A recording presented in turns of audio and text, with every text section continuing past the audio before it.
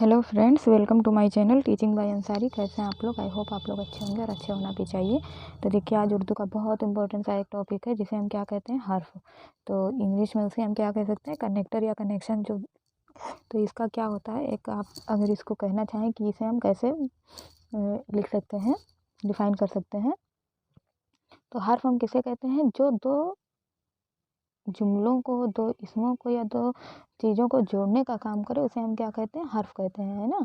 जैसे जो दो जुमलों को जोड़ दे, जैसे कि किताब रखा है, कहाँ रखा है ना। तो किताब टेबल पे रखा है, या बिल्ली कुर्सी के नीचे है। तो जैसे में से कर, इस तरह के अगर वो आते हैं तो इसे हम क्या कहेंगे, हर्फ कहते हैं।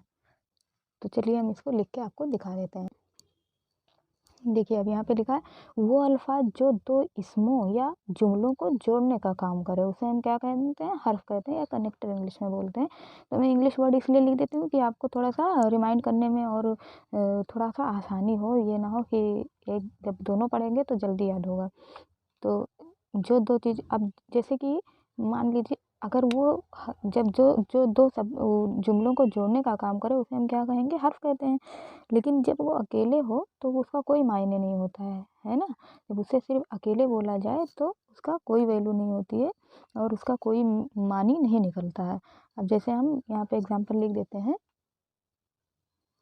तो देखिए, यहाँ पे हमने लिख दिया एग्जाम, उसका जो है मिसालें इसकी लिख दी हैं कि पर, तक, को, और, ऊपर, मगर। तो अगर हम सिर्फ पर बोलें तो इसका कोई माने निकलता है, समझ में नहीं आएगा कि इसका क्या मतलब है, क्यों हम बोल रहे हैं तक या को। लेकिन जब हम इसको दो जुमलों को, दो इसमों को जोड़ के बोलेंगे तो हमको समझ में आएगा कि ये क्यों बोला जा रहा है। तो हम इसका एक दो और लिखते हैं। तो देखिए, यहाँ पे हमने मिसाल लिख दी कि किताब बस्ते में रखी है। तो अगर किताब रखी है ना। अब अगर बस्ते लिख देते, में ना लिखते तो कैसे समझ में आता है। तो इसको कौन ज्वाइन कर रहा है, में। तो ये क्या हो गया, हर्फ हो गया, कनेक्टर हो गया। बिल्ली कुर्सी के नीचे है ना। किसके नीचे है, कुर्सी के, है ना। तो अब अगर हम अकेले के बोलेंगे तो इससे कोई मतलब निकलेगा के मैं, तो मैं क्यों मैं बोल रही हूँ भाई।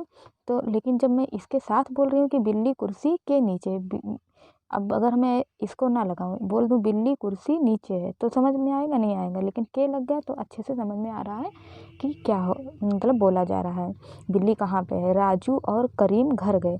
राजू करीम घर गए तो समझ में आता है, लेकिन ये इसको ज्वाइन कर रहा है कि कौन कौन घर गया, राजू और करीम। तो इस तरह से हमने 3 एग्जाम्पल लिख दिया है, लेकिन बहुत सारे हैं तो हमने समझाने के लिए यहाँ पे लिखा। अगर आपको अच्छा लगा हो तो लाइक सब्सक्राइब करें, बेल आइकन को प्रेस करें, ज़्यादा से ज़्यादा अपने दोस्तों में शेयर करें और ऐसे ही सपोर्ट करते रहें। Thank you for watching.